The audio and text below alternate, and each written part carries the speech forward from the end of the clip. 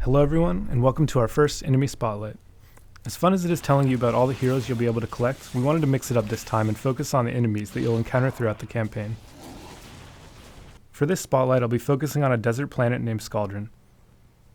Most planets have a single primary genesis type, but Skaldron is unique in that it contains enemies from all 5 of the types. This sector of Skaldron is called the Desert Necropolis. The first enemies that you might face are called Hoverbots.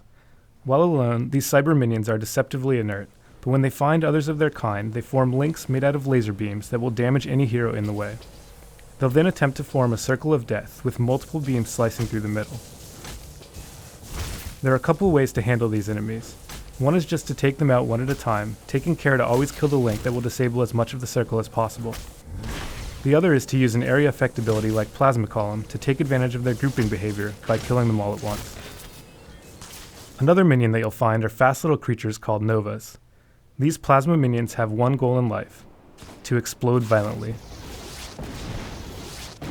The explosion does no upfront damage, but the burning damage is extremely high for a minion, meaning that there are a couple options.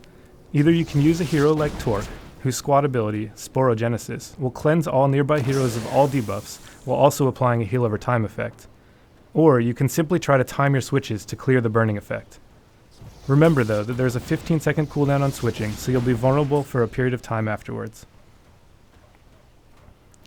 The final minion that you'll face in the Necropolis is a quantum enemy called Sinkhole. These creatures use their mastery of gravity to launch projectiles from a floating position at any heroes who venture nearby. In addition, every once in a while they will form a gravity well around themselves, which will pull all nearby heroes and projectiles towards them. During this period they also take greatly reduced damage. The first Lieutenant class enemy that you'll see is the Raphe Hood. Their first priority is to apply a powerful buff to nearby Darkspore, which doubles their energy damage output.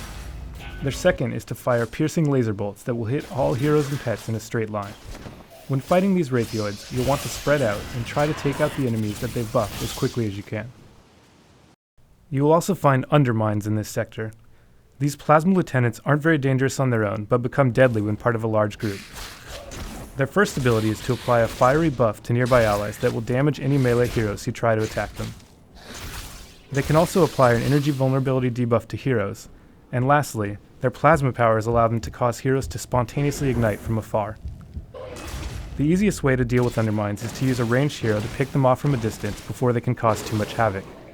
SRS-42 is a good choice because of his Omni Shield ability, which will clear all negative status effects and make him immune to further damage and debuffs for the next 4 seconds.